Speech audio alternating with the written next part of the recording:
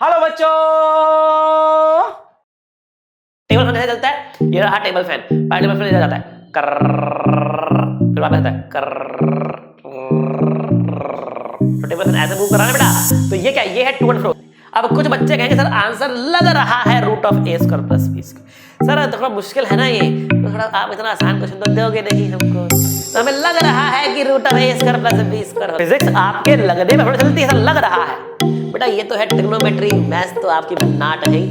अब जैसे ही मैं बोलूंगा कि मैथ्स है आपकी भन्नाट, वैसे ही मेडिकल वाले बच्चे बोलेंगे सर हमारी नहीं है, हमारी मैथ्स भन्नाट नहीं है, हमको बताओ आपने कैसे निकाला। हेलो एंड वेलकम बैक बच्चों। आज हमें स्टार्ट करना है नया चैप्टर, एक बहुत ही शानदार चैप्टर जिसका नाम है बेटा सिंपल हार्मोनिक मोशन। बेटा हमारे आसपास ऐसी बहुत सारी गतिविधियां होती हैं जिसमें ऑब्जेक्ट सिंपल हार्मोनिकली मूव करता है। आखिरकार क्या होता है सिंपल हार्मोनिक मोशन? पीछे भी आप देख रहे हो, दो बच्चे हैं झूला झूल रहे हैं, तो बेटा ये भी एक प्रकार का सिंपल हार्मोनिक मोशन ही है। और भी एग्जांपल देखेंगे, बट पहले समझते हैं कि सिंपल हार्मोनिक मोशन होता क्या है। तो बेटा सिंपल हार्मोनिक मोशन में हमने यहां पर तीन डेफिनेशन लिखनी है। सबसे पहली बात हमने लिखी पीरियोडिक मोशन। पीरियोडिक मोशन क्या होता है बेटा? विच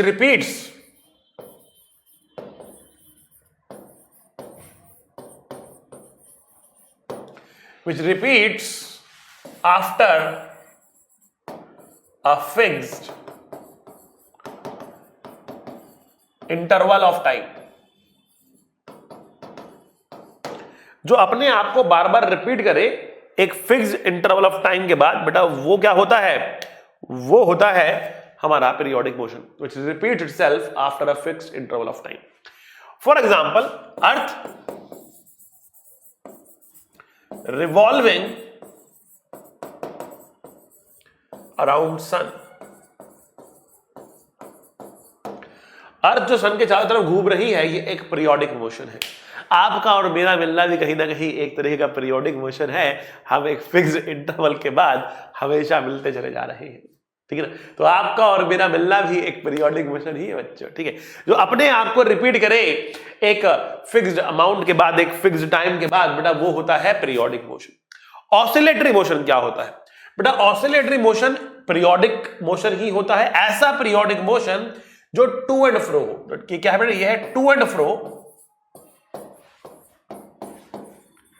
पीरियोडिक मोशन। तो अर्थ जो अपने सन की चारों तरफ घूम रही है ना बेटा, it's not to and fro, वो एक ही डायरेक्शन में बार बार जा रही है। अगर जाके वापस आती ना ऐसे चलती, तो बेटा ये होता टू एंड फ्रो। जैसे टेबल फैन चलता है, टेबल फैन कैसे चलता है? ये रहा टेबल फैन। पहले टेबल फैन इधर जाता है, फिर वापस आता है, तो टेबल फैन ऐसे मूव कर रहा है बेटा। तो ये क्या, ये है टू एंड फ्रो, इधर गया फिर इधर आया, फिर इधर गया फिर इधर आया, फिर इधर गया फिर इधर आया, फिर इधर गया फिर इधर आया। तो ये है बेटा आपके पास क्या, ये है आपके पास टू एंड फ्रो मोशन, जैसे कि टेबल फैन,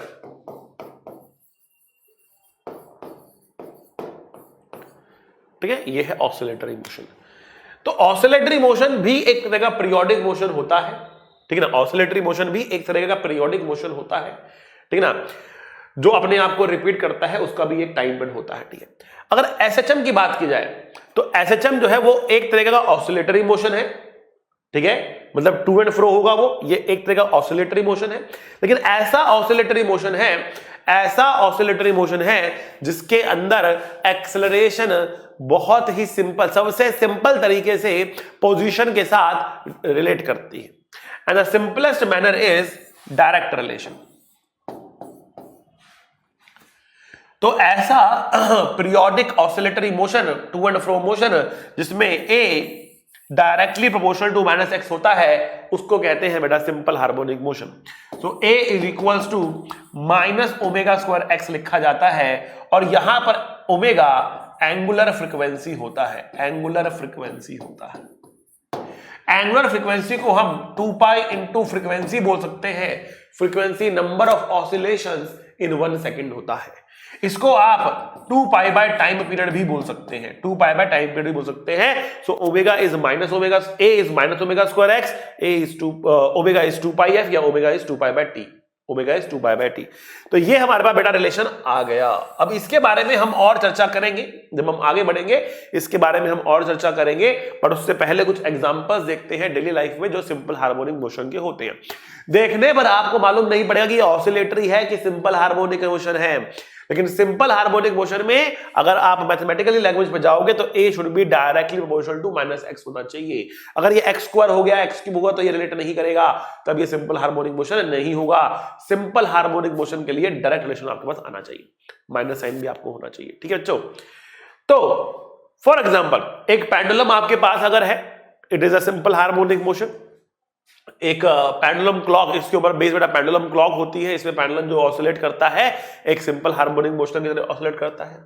बेटा अगर एक बच्ची जो है वो एक स्विंग पर झूल रही है, आगे गई है फिर वापस आ रही है, एक स्विंग पर झूल रही है बेटा, तो इस स्विंग का झूलना भी एक तरीके का क्या है, पीरियोडिक मोशन है, ऑसिलेटरी मोशन है या सिंपल हार्मोनिक मोशन है। बहुत ऊंचा जाएगी तो ऑसिलेटरी कहलाएगा, छोटे एंगल पे चलेगी तो बेटा सिंपल हार्मोनिक मोशन कहलाएगा, ठीक है ना।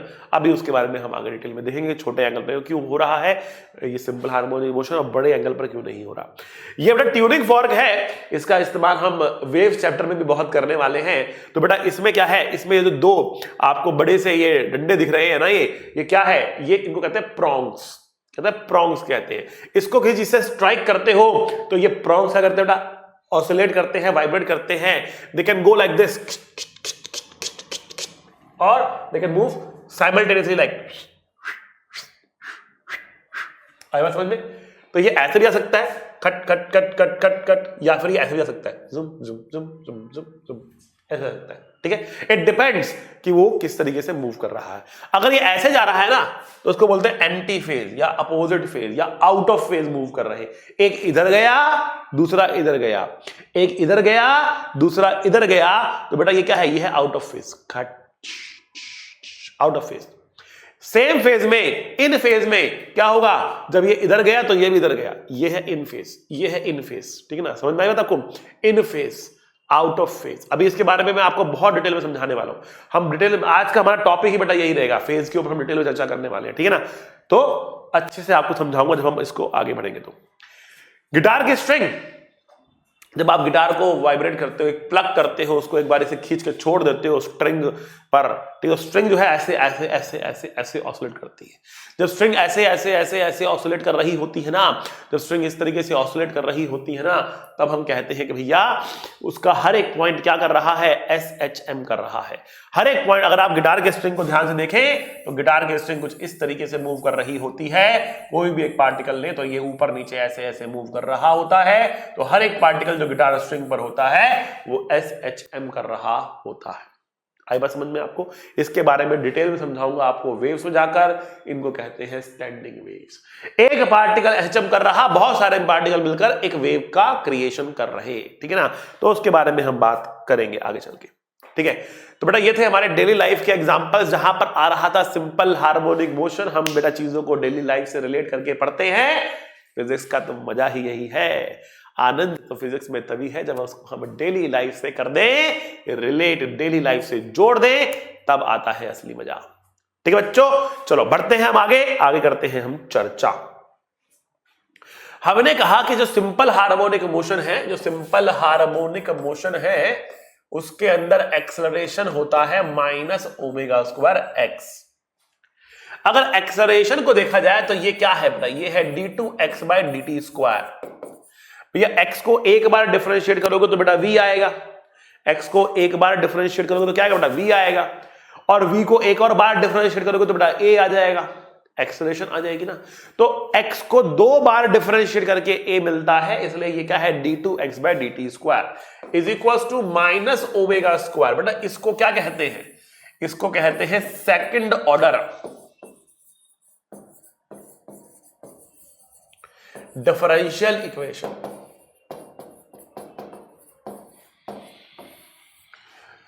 इसको सॉल्व करना हमारे सिलेबस में नहीं है बेटा, वो होता है हायर मैथमेटिक्स में।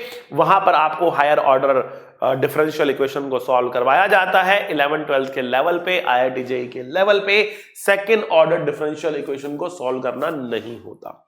बट इसका सॉल्यूशन हमको याद करना है बेटा। इसका सॉल्यूशन क्या है? इसको सॉल्व करके आता है x बराबर a sin omega t plus 5। इसको सॉल्व करके आता है ये। यहां पर बेटा a कहलाता है एम्पलीट्यूड, ए कहलाता है amplitude, omega is the angular frequency बेटा, x is the position at any time t. But ये पोजीशन कहां से? तो ये है with respect to position at any time t with respect to mean position. अभी बात करते हैं मीन पोजीशन का मतलब होता क्या है। एम्पलीट्यूड क्या होता है बेटा? एम्पलीट्यूड होता है मैक्सिमम डिस्प्लेसमेंट। अगले पन्ने पे लिखते हैं, इसको अगले पन्ने पे लिखेंगे इसका मीनिंग को, ठीक है। बट पहले बात करते हैं पूरा एंगल क्या चीज है भैया। इस पूरे एंगल को कहा जाता है बेटा फेज। फेज क्या होता है उसके बारे में बात करेंगे। और फाई क्या है बेटा? अगर इस फेज के अंदर टी को 0 डाल दिया जाए तो फाई बनता है ना, तो इसको बोलते हैं इनिशियल फेज या फिर फेज कांस्टेंट। इनिशियल फेज या फिर बेटा फेज कांस्टेंट इसको कहा जाता है। आई बात समझ में? चलो बड़े बच्चा आगे बढ़ जाए। चलो एम्पलीट्यूड की हम बात कर रहे थे, तो एम्पलीट्यूड के बारे में लिखते हैं।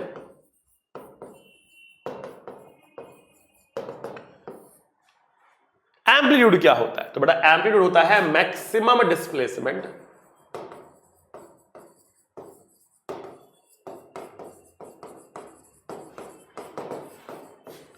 From the mean position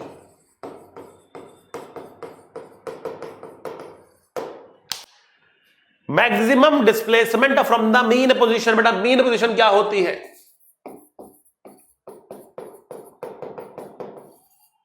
mean position को इक्विलिब्रियम पोजीशन भी कहा जाता है। मीन पोजीशन को इक्विलिब्रियम पोजीशन भी कहा जाता है। और इसका मतलब होता है मीन पोजीशन या इक्विलिब्रियम का मतलब होता है जहां पर नेट फोर्स 0 हो या नेट एक्सेलरेशन 0 हो।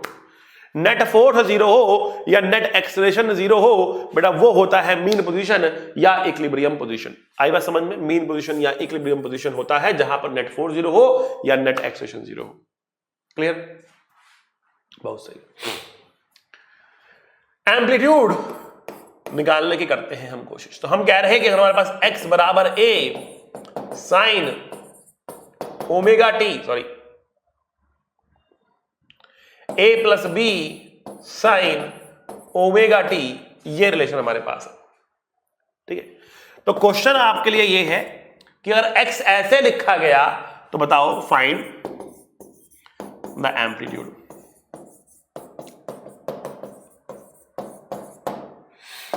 Find the amplitude.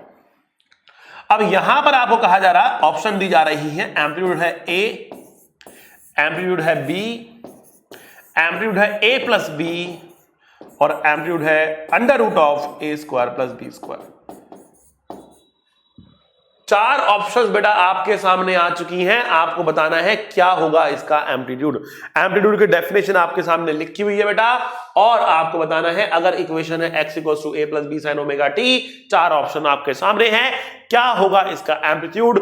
Pause and comment बेटा, पॉज एंड कमेंट, कमेंट करके बताओ बेटा आपका आंसर क्या आ रहा है इन चारों में से। सबको आंसर करना है बेटा, सबको आंसर करना है। इन चारों में से आपका आंसर क्या है बेटा, सबको आंसर करके बताना है। व्हाट इज योर आंसर, इन चारों का मिलाकर क्या आंसर है, इन चारों में से कौन सा आंसर आपका आएगा बेटा। पॉज एंड कमेंट बेटा, मैं देखूंगा सबके आंसर्स, रीड करूंगा किसने क्या आंसर दिया है। तो पॉज एंड कमेंट कि क्या आंसर है आप लोगों का। तो x की वैल्यू है a plus B sine omega t, find the amplitude. Amplitude निकालना है आपको, a plus b root of a square plus B square. सारी चर्चा आपके सामने की गई है। तो अब क्या है, कुछ बच्चे यहां पर मुझे लगता है बोलेंगे sir amplitude is a। Sir a ही तो होता है एम्पलीट्यूड। ये वो बच्चे हैं जो जाते हैं दिखावे पर, जो जाते हैं दिखावे पर। बच्चा कहेगा देखो, अरे सर देखो देखो देखो, आपने कहा था ए होता है एम्पलीट्यूड, तो हम भी कह रहे ए होता है amplitude, sir A is the amplitude.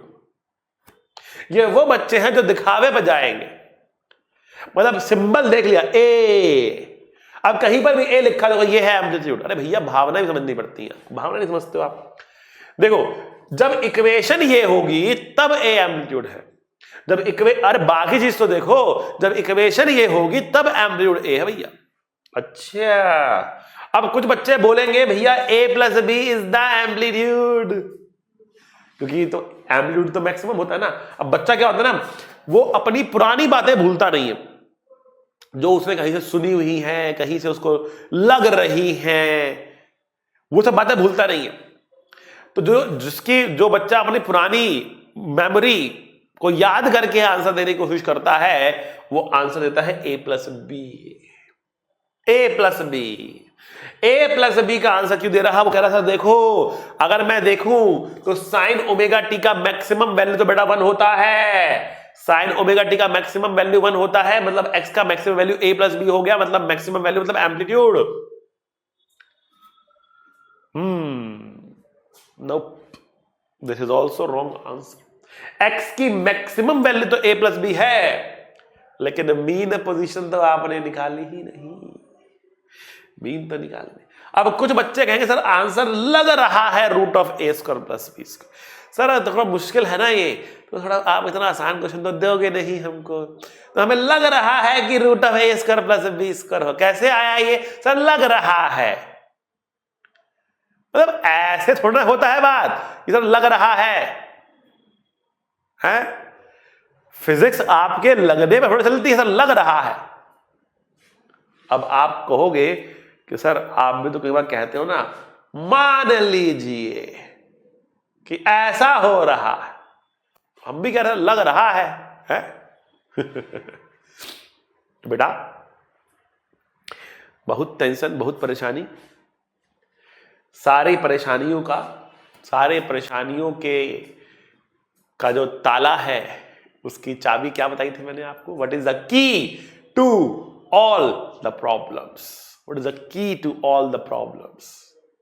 ठीक है ना, to solve all the problems, obviously to open the lock of all the problems. क्या है उस की का नाम? कमेंट करके बताओ बेटा, क्या है उस की का नाम जो सारे प्रॉब्लम्स की ताले खोल देती है? क्या है उस की का नाम जो सारे प्रॉब्लम्स के ताले खोल देती है? उस की का नाम है सानू की। सानू की। क्या आंसर है इसका? बताओ बताओ, क्या आंसर है इसका? सानू की। और जब टीचर ज्यादा पूछता है बच्चे से, ठीक है ना, तो बच्चा बोलता है त्वानू की। ठीक है ना, तो ऐसी की जो सारे प्रॉब्लम्स के तालों को खोल दे, इस सानू की। कमेंट करो बेटा, समझ में आया तो। जो पंजाबी जानते हैं उनको समझ में आ रहा होगा। कुछ बच्चे अपना सर खुजा रहे हैं, क्या कह रहे हो सानू की? सानू की, सानू की का मतलब, अरे मुझे कोई फर्क नहीं पड़ता, कुछ भी आंसर हो सानू की। जब आपकी जिंदगी में प्रवेश करता है सानू की, तो सारी प्रॉब्लम्स अपने आप ही सॉल्व हो जाती हैं, क्योंकि प्रॉब्लम्स आपको तंग ही नहीं करती। क्यों नहीं करती? सानू की। क्या देखो बच्चा, आपको जाना है प्योर डेफिनेशन के ऊपर, एंड डेफिनेशन क्या रही है? Maximum displacement from the mean position. तो आपको पहले मीन पोजीशन निकालनी है। तो मीन पोजीशन कहां पर है? मीन पोजीशन वहां पर है जहां पर नेट फोर्स या एक्सेलरेशन 0 हो। तो पहले आपको एक्सेलरेशन निकालनी पड़ेगी। इसको एक बार डिफरेंशिएट करोगे, ए का डिफरेंशिएशन 0 आएगा, साइन का बेटा ओमेगा, कॉस ओमेगा टी आ जाएगा। ये तो वी आया, फिर इसको डिफरेंशिएट करोगे तो ए आएगा। वी का डिफरेंशिएशन ए होगा, यहां पर जो डिफरेंशिएशन बनेगा वो बनेगा minus sine omega t. B sine omega t की वैल्यू को हम रिप्लेस कर सकते हैं, एक्स माइनस ए लिख सकते हैं, एक्स माइनस ए लिख सकते हैं। ए का फॉर्मूला आपके सामने आ गया है, तो a कहां पर 0 होगा? For a equal to 0 x should be equal to a। ये है आपकी mean position. Maximum value of x is a plus b। maximum value of x is a plus b, the value of mean is x equals to a। तो जो amplitude है बेटा वो होगा x maximum minus x mean, कि mean से कितना दूर गया, तो a plus b minus a बराबर b हमको मिल जाएगा। a plus b minus a बराबर b हमको मिल जाएगा। ये है हमारा एम्पलीट्यूड कितना है बेटा? b के बराबर आ गया। आई होप आपको समझ में आ रहा होगा। हमारा एम्पलीट्यूड कितना आ चुका है? b आ चुका है। क्लियर बच्चों? बड़े आगे, शानदार, मजेदार। चलो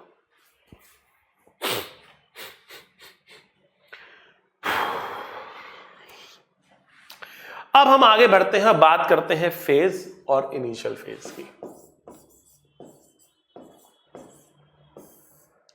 फेज क्या होता है?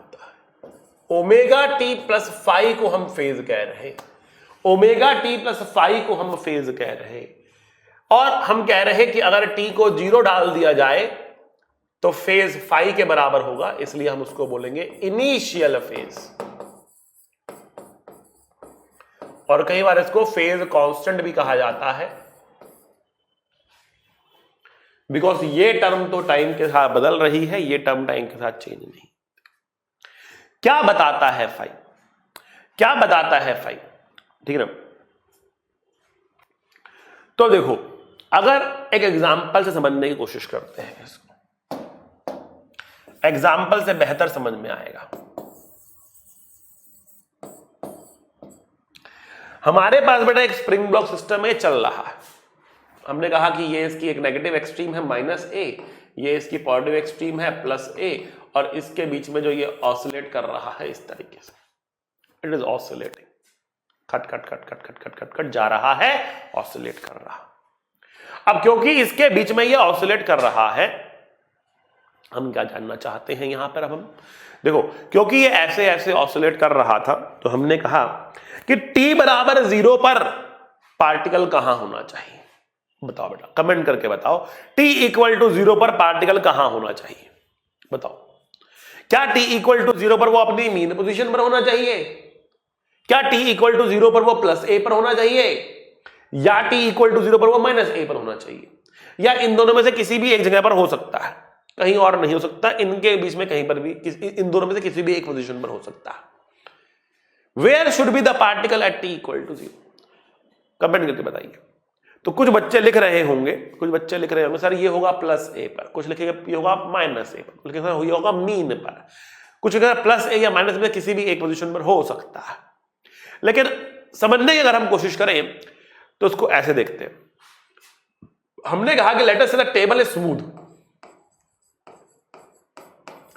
और हमने इसको खींच के छोड़ दिया, अभी ये ऑसिलेट कर रहा। सडनली हमें रियलाइज हुआ कि हम अपनी स्टॉप वॉच तो भूल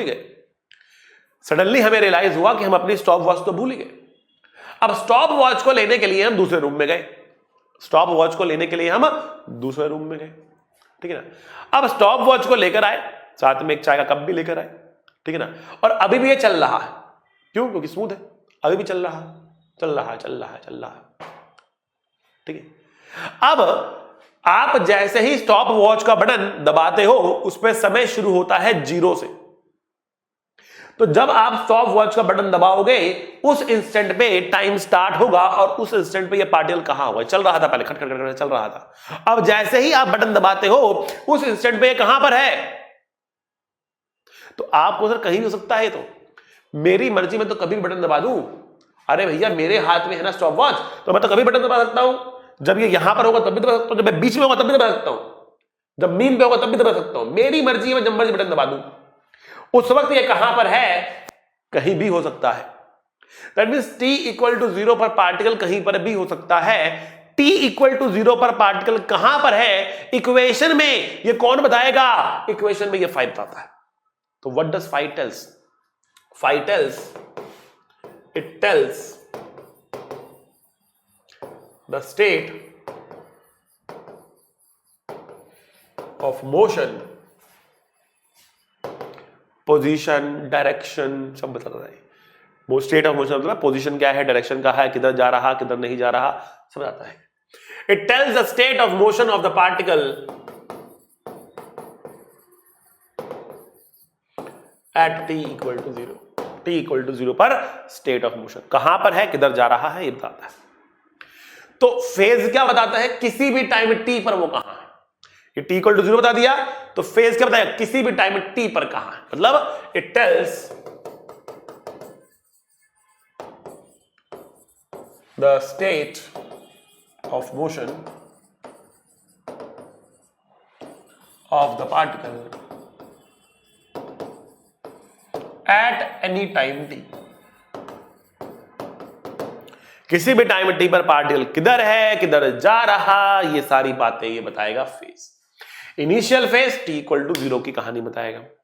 ठीक, तो अगर क्वेश्चन में हमें फाइ दिया हो तो हम ये बातें बता सकते हैं, या फिर क्वेश्चन हमें ये बोल सकता है कि पार्टिकल यहां पर है, इनिशियल कंडीशन हमें दे सकता है, और फिर हमें कह सकता है भैया ये बताओ कि पार्टिकल का फाइ कितना हुआ. तो इनिशियल कंडीशन देके फाइ पूछ सकता, या फाइ देकर इनिशियल कंडीशन पूछ सकता.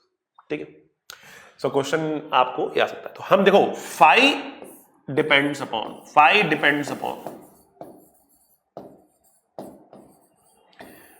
किन फैक्टर्स पे डिपेंड करता है. पहली बात इनिशियल कंडीशंस,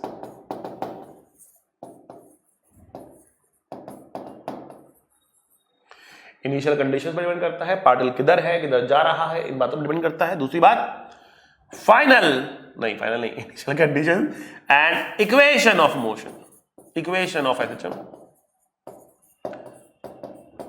इसका मतलब क्या, देखो अभी तक हम इस्तेमाल करते हुए आ रहे थे x बराबर a sin omega t plus phi.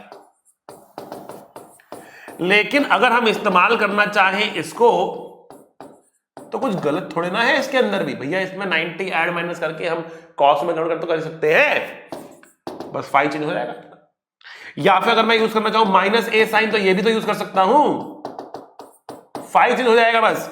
या फिर अगर मैं यूज करना चाहूं माइनस a cos, तो ये भी तो इस्तेमाल किया जा सकता है बच्चों. इन चारों में से कोई भी इक्वेशन का इस्तेमाल किया जा सकता है, कोई मुझे रोक नहीं सकता. चारों इक्वेशन सही हैं, बट चारों के लिए फाइ बेटा अलग अलग हो जाएगा. सेम चीज को रिप्रेजेंट करने के लिए चार अलग अलग इक्वेशन यूज कर सकते हैं, चार अलग अलग फाइ की वैल्यू आपको मिल सकती है. डिपेंड करेगा कि आप कौन सी इक्वेशन का इस्तेमाल कर रहे हैं. एग्जाम्पल से समझते हैं, एग्जाम्पल समझते हैं, तभी मजा आएगा जब एग्जाम्पल सामने आएगा.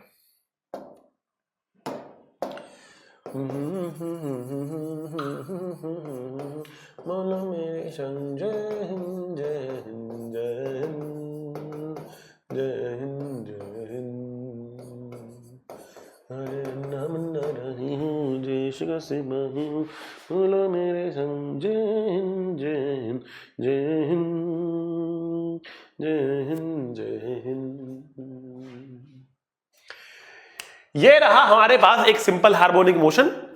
t इक्वल टू 0 पर ये पार्टिकल x बराबर a/2 पर है. क्वेश्चन क्या रहा कि t इक्वल टू 0 पर at t equal to 0 x बराबर कितना है, a/2 है, और ये पीछे की तरफ आ रहा, और ये पीछे की तरफ आ रहा है. मतलब you can say that velocity जो है वो नेगेटिव है, वेलोसिटी जो है वो नेगेटिव है, पीछे की तरफ आ रहा, a/2 पर बैठा. And we are using the equation x बराबर a sin omega t plus phi. हम जानना चाह रहे हैं भैया फाइंड फाइ कितना है, फाइ कितना है. मतलब t इक्वल टू 0 पर ना तो ये मीन पर है, ना तो ये a/2 पर है. ये कहां है, ये है ना तो ये a पर है, ये कहां है, ये a/2 पर है. एम्पलीट्यूड इसका हमको a दे रखा है. हम जानना चाह रहे हैं कि भाई बताओ बच्चा बताओ, what is the value of phi, phi कितना होगा.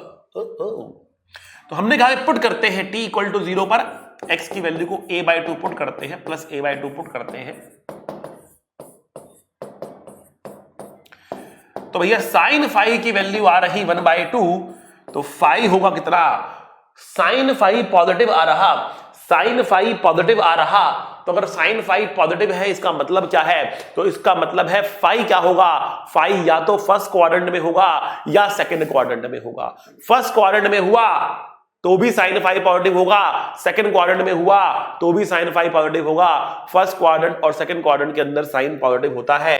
तो फाइ की वैल्यू आ रही कितनी, फाइ की वैल्यू आएगी या तो 30 डिग्री आएगी, या फिर 150 डिग्री आएगी, या तो 30 डिग्री आएगी या फिर 150 डिग्री आएगी। किसकी वैल्यू?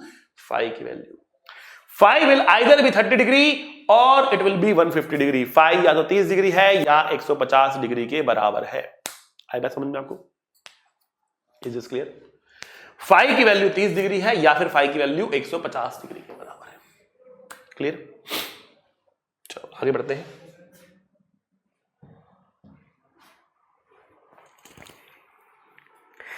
आगे ही करते हैं चर्चा। देखो अब आप कहोगे सर ये 30 डिग्री तो समझ में आ रहा हमको, लेकिन 150 डिग्री समझ में नहीं आ रहा, ये सर आपने कैसे निकाल दिया?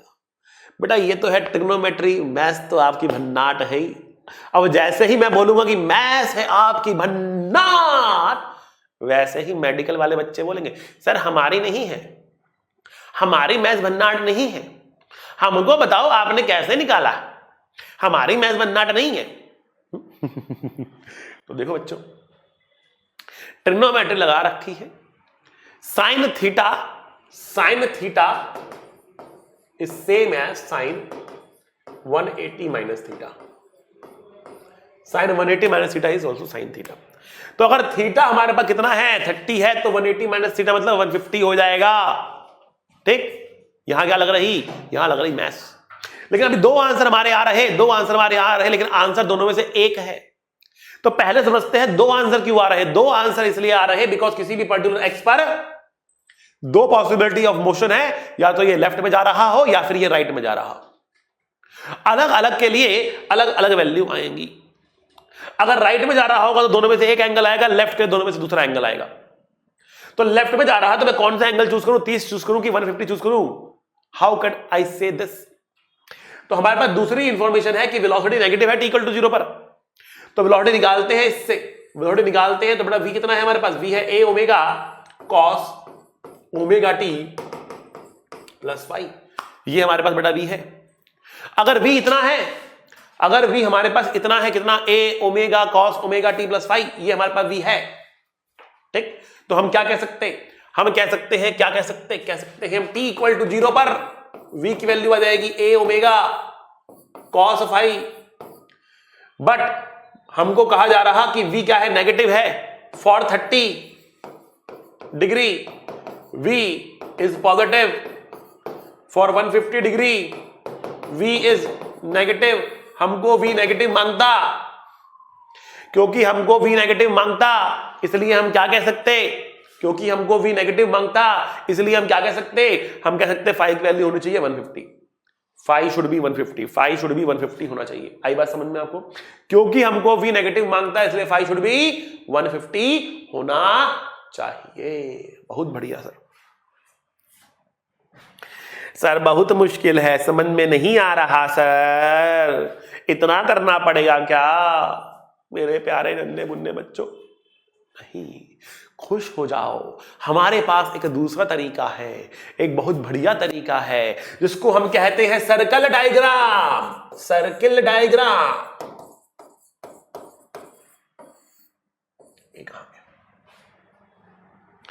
सर्कल डायग्राम से बहुत कम मैथमेटिक्स के जरिए आप अपने आंसर को भन्नाट तरीके से निकाल सकते हैं। हमें कोई दूसरा वर्ड निकालना पड़ेगा भैया। भन्नाट तो भैया जो है हमारा वर्ड नहीं है। हमें कुछ और। बेटा सजेस्ट करो कौन सा वर्ड निकालें हम लोग, कमेंट करके बताओ। भन्नाट से बढ़िया कोई वर्ड बताओ। भोकाल, भोकाल। चलो भाई कमेंट करके बताना, पढ़ूंगा बेटा आप लोगों के कमेंट्स की, आप लोग मुझे क्या वर्ड बता रहे। कोई हमें एकदम बढ़िया वर्ड ढूंढना है। ठीक है ना? चलो सर्कल डायग्राम की बात कर रहे हैं। क्या है उसी क्वेश्चन को बेटा उठाएंगे हम लोग। Cut cut cut cut cut cut cut cut cut cut cut cut cut cut. हम कह रहे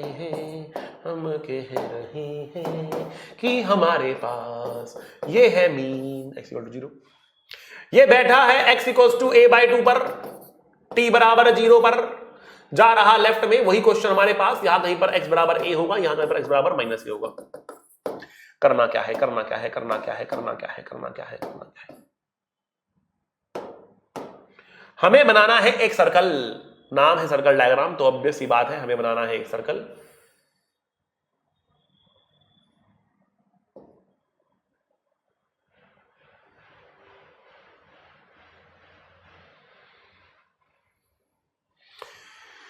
सर्कल में बनाने के बाद आपको एक लाइन ऐसे खींचनी है, एक लाइन ऐसे खींचनी है,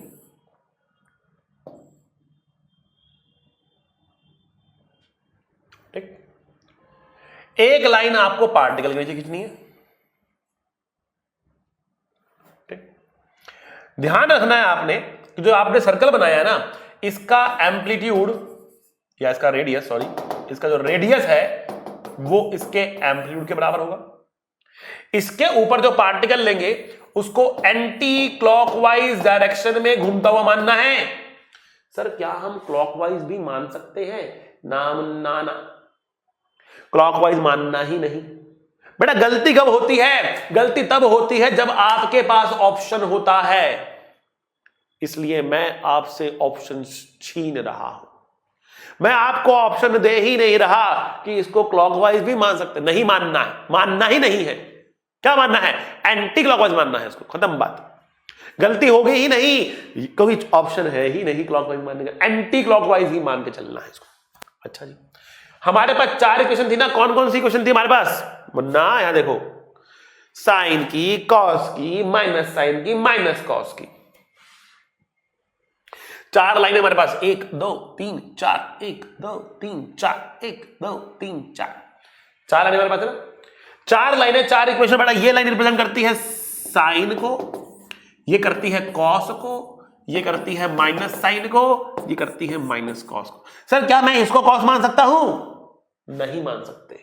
यही मानना है, यही करना है, ये करोगे आंसर निकल के आएगा खट से। ये एक तरीका है बेटा ट्रिग्नोमेट्री को कन्वर्ट करने का, एक तरीके से आप कह सकते हो। बहुत सिंपल तरीका, बस जो चीजें कह रहा हूं मान के चलते चले जाओ, आपका काम बनना शुरू हो जाएगा। हमने एम्पलीट्यूड को रेडियस मान लिया, हमने 4 लाइनें ड्रॉ कर ली, sine cos minus sine minus cos मान लिया, पार्टिकल को एंटी क्लॉकवाइज डायरेक्शन में घूमता हुआ मान लिया, इसका एंगुलर फ्रीक्वेंसी और इसका एंगुलर वेलोसिटी बराबर मान लिया, मतलब दोनों का टाइम पीरियड ले लिया बराबर।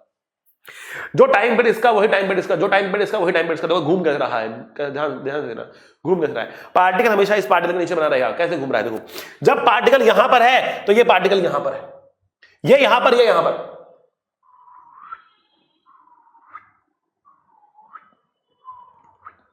ऐसे चल रहा, ये ऐसे चल रहा है, ये ऐसे चल रहा है, हमेशा इसके नीचे बना हुआ है, हमेशा इसके नीचे बना हुआ है। जितना समय इसको एक चक्कर लगाने में लग रहा उतना ही समय इसको भी एक चक्कर लगाने में लग रहा, दोनों को चक्कर लगाने का समय बड़ा बराबर है। ऐसे ऐसे ऐसे ऐसे चल रहा है, ऐसे चल रहा है ये, ठीक है ना। ये यहां पर, ये यहां पर, ये इधर आया, ये इधर, ये इधर आया, इधर, ये इधर आया, इधर, ये इधर आया, इधर, हमेशा इसके नीचे बना हुआ है ये, हमेशा इसके नीचे बना हुआ है ये। आई बात समझ? इसका मतलब क्या हुआ?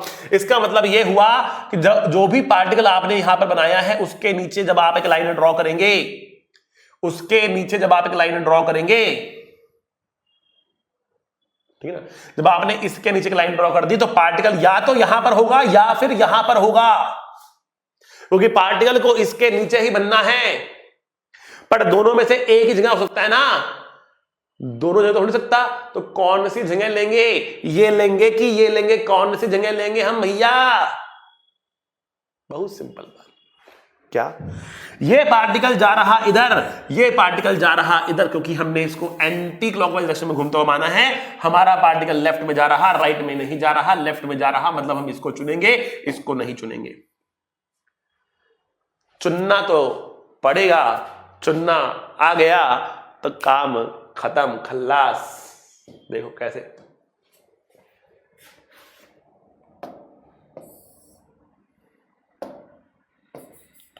रेडियस तो एम्पलीट्यूड के बराबर है, ये डिस्टेंस a/2 के बराबर है। इस एंगल को थीटा कह देते हैं, तो हम कह सकते हैं a cos थीटा बराबर a/2। तो थीटा की वैल्यू आ रही 30 डिग्री, नहीं 60 डिग्री, सॉरी।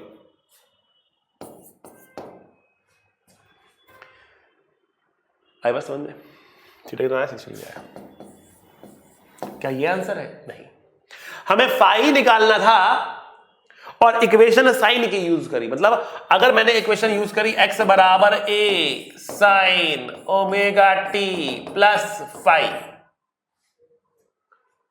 हमने अगर ये इक्वेशन का इस्तेमाल किया, अगर हमने इस इक्वेशन का इस्तेमाल किया तो हम साइन वाली लाइन से एंगल देखेंगे, साइन वाली लाइन से एंगल देखेंगे। तो साइन वाली लाइन से एंगल कितना है इसका 90, तो ये हो गया कर्र और 60 ये हो गया कर्र, तो कुल मिला कितना हुआ 90 + 60 हो गया। तो फाई की वैल्यू लिखेंगे 90 + 60। अरे वाह सर, आंसर तो वही आ गया 150। इतना समझा रहा हूं इसलिए आपको लगा कि इतना लेंदी हो गया, वरना तो 1 मिनट में आंसर आता है बेटा। कॉस की लाइन लिखी होती है, लिखा होता है x बराबर a cos omega t + phi. तो बेटा फाई की वैल्यू कितनी होती, कॉस से कितने एंगल पर है ये पार्टिकल, ये है 60 डिग्री पर, तो 60 डिग्री का आंसर आ गया। अगर इक्वेशन होती x बराबर -a sin omega t + phi, मतलब माइनस साइन की इक्वेशन होती, माइनस साइन की इक्वेशन होती, तो बेटा आपको कितना एंगल घूमना पड़ रहा, ये एंगल कितना है 30 डिग्री का है ना, तो आपको घूमना पड़ रहा यहां से लेकर यहां तक का एंगल, मतलब 330 डिग्री, 330 डिग्री। तो फाई बराबर 330। आपको कैसे घूमना है बेटा, आपको जाना है एंटी क्लॉकवाइज। लेकिन कोई कहे सर ये एंटी क्लॉकवाइज तो बहुत घूमना पड़ रहा है, हम तो छोटा डिस्टेंस घूम लेंगे, हम तो ऐसे चले जाएंगे, हम तो उल्टा चले जाएंगे, क्लॉकवाइज चले जाएंगे। तो अगर आप क्लॉकवाइज गए तो एंगल को लिखना पड़ेगा नेगेटिव, बदलाव लिखेंगे -30। तो चाहे तो -30 बोल दो, चाहे 330 बोल दो, दोनों एक समान, दोनों आंसर आपके मेरेंगे मैच, दोनों ही आंसर है इसके। आगे बात समझ में आपको। That is how we can get our answer very easily through the circle diagrams. Basically हो क्या रहा है, इस सर्कल में घूमने वाले पार्टिकल का जो शैडो इस डायमीटर में बन रहा है ना, वो शैडो ये है, वो शैडो ये है।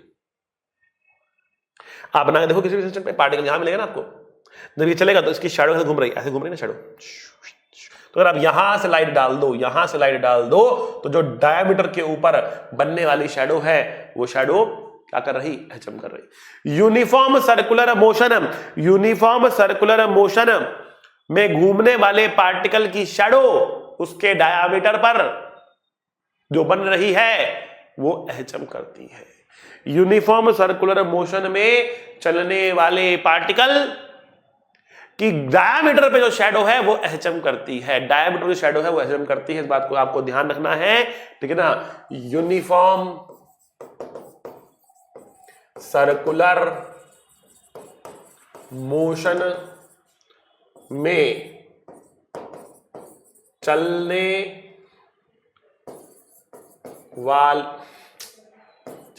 वाले पार्टिकल की shadow on it's diameter does simple harmonic motion. तो हर एक सिंपल हार्मोनिक मोशन के लिए हम एक सर्कल बना सकते हैं जिसकी शैडो वो सिंपल हार्मोनिक मोशन है। वो बनाने का तरीका मैंने दिया और उससे इक्वेशन निकालने का तरीका मैंने दिया, उससे फाई निकालने का तरीका मैंने आपको दे दिया कि उसके नीचे आप एक लाइन खींचेंगे, दो पार्टिकल्स मिलेंगे, उन दोनों में से देखेंगे कौन सा पार्टिकल चूज करना है, एंगल निकालेंगे। इक्वेशन के लिए मैंने आपको डायरेक्शन दे रखी है, आपका आंसर फटाफट आता हुआ चला जाएगा। बहुत बहुत बहुत बहुत बहुत बहुत बहुत पावरफुल टूल है बेटा ये, वेरी पावरफुल टूल। ठीक है, इसको आप थोड़ा ऐसे भी कर सकते हो।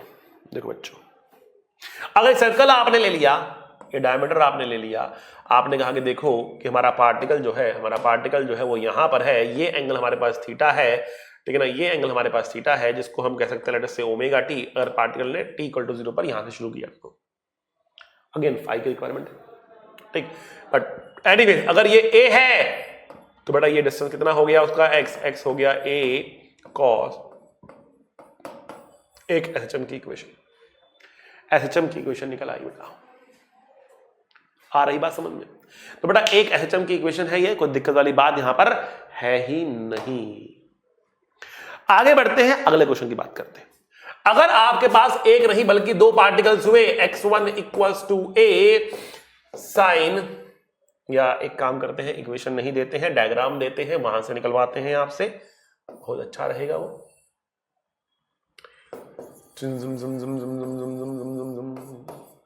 मेन पोजीशन, पार्टिकल बैठा a/√2 पर, जा रहा आगे, ओके,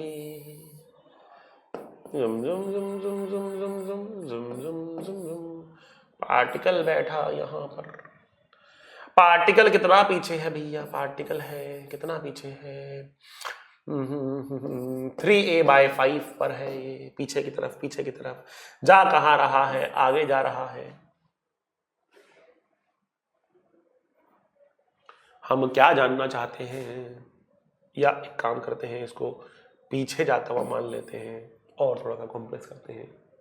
ठीक, दोनों का ही एम्पलीट्यूड बेटा a है, दोनों का ही टाइम पीरियड बेटा t है। क्वेश्चन कह रहा बता दो मुझको क्या, कि इनके बीच में कितना फेज डिफरेंस है, फाइंड द फेज डिफरेंस। बेटा फेज डिफरेंस निकालने के लिए, फेज डिफरेंस निकालने के लिए आपको इक्वेशन की आवश्यकता नहीं है अब, बिकॉज फेज डिफरेंस इक्वेशन पर डिपेंड नहीं करेगा। किसी भी एक का फेज इक्वेशन पर डिपेंड करता है, लेकिन जो डिफरेंस होता है वो डिपेंड नहीं करता है। ठीक है, दोनों का टाइम पीरियड लेकिन सेम होना चाहिए। ठीक है ना, तो टाइम पीरियड अलग अलग होगा तो बेटा फेज डिफरेंस कांस्टेंट नहीं आएगा, वो इनकोहेरेंट सोर्सेस हो जाएंगे। करना वही आपको कि एक सर्कल बनाना पड़ेगा आपको, ज़ूम सर्कल बना दिया आपने। ठीक है, एक पार्टिकल यहां बनाएंगे, एक पार्टिकल यहां बनाएंगे, खत्म बात। इसको ऐसे लेते हैं, 4 पॉइंट मिल रहे, ये जा रहा इधर, ये जा रहा इधर, ये जा रहा इधर, ये जा रहा इधर, एंटी क्लॉकवाइज डायरेक्शन में घूमता हुआ। मान लिया हमारा ये वाला पार्टिकल राइट में जा रहा था, तो हम इसको चूज नहीं करेंगे, इसको चूज कर लेंगे। मजा आया, मजा आया। और हम कह रहे हैं कि ये जा रहा इधर, ये जा रहा इधर, तो हम इसको चूज कर लेंगे, इसको चूज नहीं करेंगे। ठीक, कोई नहीं। ये डिस्टेंस हमारे पास है 3a/2, 3a/5 सॉरी, ये a है और ये डिस्टेंस a है और ये है a/√2। पार्टिकल्स मिल चुके हैं, इनके बीच का एंगल निकालना है। तो हमने कहा कि मान लिया कि ये एंगल हमने लिखा है φ1, ये एंगल हम लिख रहे हैं φ2, ये a है। तो बेटा a cos φ1 बराबर 3a/5, तो φ1 की वैल्यू आ रही कितनी, 53 डिग्री। cos 53 डिग्री होता है 3/5, cos 37 होता है 4/5। याद रखने बेटा वैल्यूज, जिसको याद नहीं है याद कर लो क्योंकि काफी पॉपुलर है। तो 3a/5 होता है 53 डिग्री। ठीक, अब इसको देखते हैं φ2। तो हम कह रहे हैं a cos φ2 बराबर a/√2, φ2 बराबर 45 डिग्री, ये आ गया 45 डिग्री। तो बेटा ये है 53 डिग्री, ये है 45 डिग्री, क्योंकि ये भी 45 हो गया, और इसको मान लेते हैं 90 डिग्री। तो ये पूरा एंगल तो मुझे 180 से बड़ा लग रहा, हमें छोटे वाला एंगल निकालना होगा, हमें छोटे वाला एंगल निकालना होगा। तो हम छोटे वाला एंगल ही देखेंगे। हमने जो डायग्राम ड्रॉ किया है ना, वो थोड़ा सा हमने डायग्राम को स्केल नहीं करा है। हमारा मतलब जो ये आना चाहिए था वो कुछ यहाँ कहीं पर आना चाहिए था, ये कुछ इधर आना चाहिए था, तो इनके बीच छोटा एंगल ये बनना चाहिए था, बट वो ऐसे बन गया। बट उससे कोई दिक्कत वाली बात नहीं कि आपने बना दिया, आपको तो एंगल मेजर करना है। तो अगर ये 45 तो ये भी 45 डिग्री का एंगल है, ये 90 है, ये 37 है, तो इस तरफ से एंगल मेजर करोगे तो अलग आएगा, इस तरफ से एंगल मेजर करोगे तो अलग आएगा। सर कौन सा वाला एंगल ले, जो छोटा है वो एंगल लेंगे। तो छोटा वाला एंगल तो बेटा ये है ना, कितना एंगल है ये है 45 प्लस 90 प्लस 37, तो 7 और 5 12, 8 और 9 172 डिग्री का एंगल आ गया phase difference. The phase difference is 172 degrees, the phase difference is 172 degrees. इसको अगर आप इक्वेशन से बनाकर करते काफी लंबा, ज्यादा डिफिकल्ट होता, टीडियस होता। इस तरीके से चुटकियों में आपको आपका आंसर मिल रहा। एक और क्वेश्चन देखते हैं बेटा। हमारे पास दो इक्वेशन है, एक्स ए या 2a ले लो, उससे फर्क नहीं पड़ता।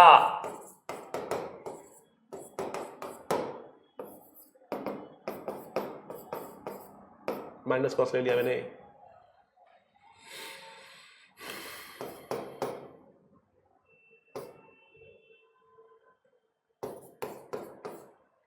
क्वेश्चन कह रहा find phase difference. Phase difference निकालना है आपको इन दोनों के बीच में, तो कैसे निकालेंगे? Circle circle circle circle circle circle circle circle circle, एक बनाएंगे ए का, एक बनाएंगे बेटा हम 2a का।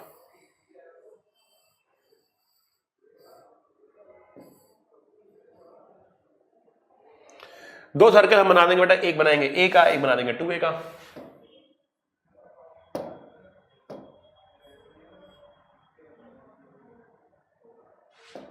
ठीक है।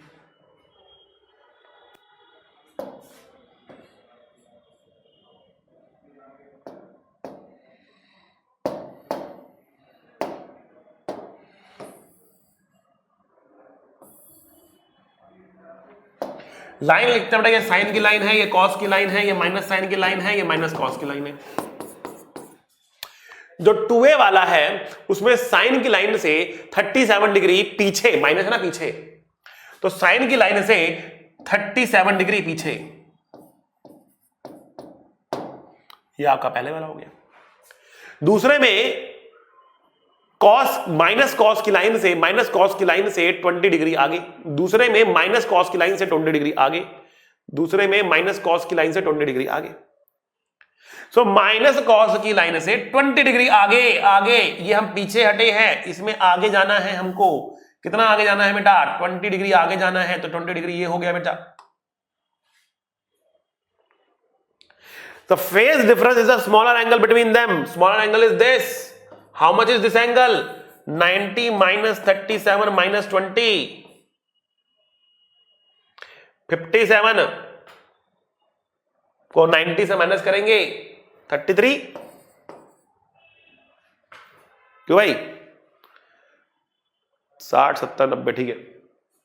33 degree is the phase difference बेटा, ऐसे निकाल सकते हो अपना आंसर। 33 डिग्री का आंसर आ गया।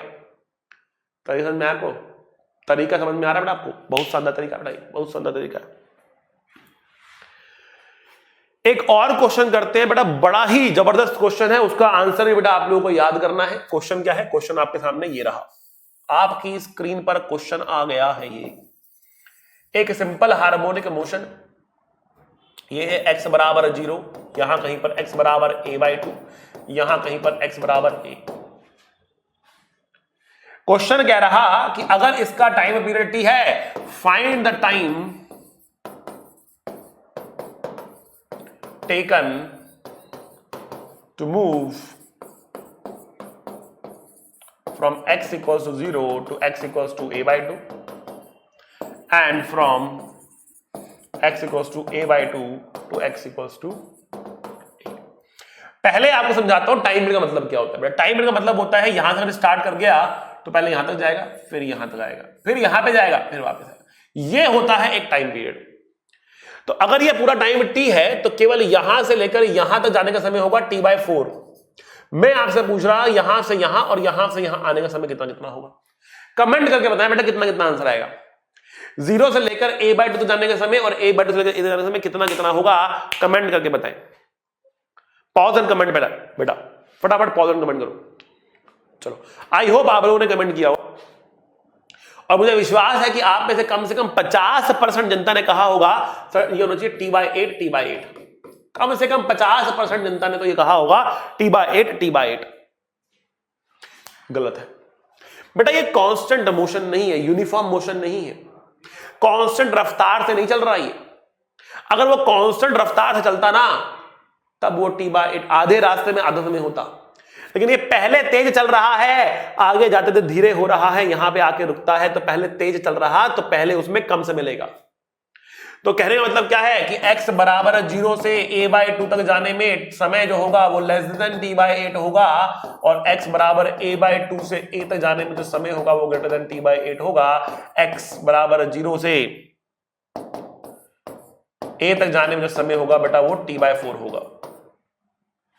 कहानी ये चलेगी। तो 0 से लेकर a/2 तक जाने में कितना समय लग रहा है पहले वो देख लेते हैं। तो क्या करना है बेटा? वही कहानी अपनी जुबानी बार बार हमें कहानी कि हमें बनाना है, अरे ये क्या हुआ, हमें बनाना है एक सर्कल। सर्कल बनाने के बाद हमको करना है क्या? हमको खींचनी है ये 2 लाइनें खटैक खटैक। उसके बाद हमें करना है क्या? उसके बाद हमें कहना है हमने एक पॉइंट चुनना है, हमें एक पॉइंट चुनना है जो कि कहां पर है, जो जो जो जो जो जो जो जो कि यहां से है a/2 डिस्टेंस दूर। तो पार्टिकल यहां से चला, x = 0 से चला, कहां पहुंचा? a/2 पर पहुंचा, और फिर यहां चला और कहां पहुंचा? a तक पहुंचा। तो 0 से लेकर a/2 जाने में उसने अगर एंगल θ1 चला तो भैया a/2 से a तक जाने में उसने एंगल θ2 चला। ठीक, पहले ये एंगल निकाल लेते हैं। तो हम यहां पे कह रहे कि भैया a cos θ2 बराबर a/2 है। a से a कट गया, cos θ2 की वैल्यू 1/2 है, θ2 की वैल्यू कितनी हो गई? 60 डिग्री हो गई। 60 डिग्री है तो बड़ा 30 डिग्री होगा, 90 डिग्री है। ठीक है, अब देखो जीरो से लेकर a/2 तक पहुंचने में 30 डिग्री का एंगल चला गया है। हम कह रहे हैं कि 360 मतलब एक चक्कर लगाने में समय लग रहा है t, 1 डिग्री घूमने में समय लगेगा t/360 और 30 डिग्री घूमने में समय लगेगा t/360 इंटू 30 मतलब t/12 और 60 डिग्री घूमने में समय लगेगा डबल मतलब t/6 i/6 नहीं t/6।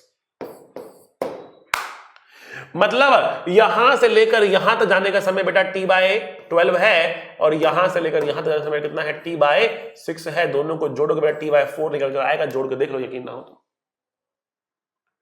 t/12 एंड t/6, यहां से यहां में समय कम लग रहा है, यहां पे समय ज्यादा लग रहा है, डबल समय लग रहा है। इनफैक्ट पहला आधा रास्ता t/12, अगला आधा रास्ता t/6 में चल रहा। तो बेटा ये क्या है? ये एक नॉन यूनिफॉर्म रफ्तार है। आधा समय नहीं होगा। पहला आधा डिस्टेंस कम समय में चलेगा तो रफ्तार तेज है, अगला आधा डिस्टेंस ज्यादा समय चलेगा तो रफ्तार धीरे हो चुकी। आई होप आपको बात समझ में आ रही होगी। ठीक है बच्चों, आज हमने बहुत सारी बातें करी, काफी इन डेप्थ बातें करी है।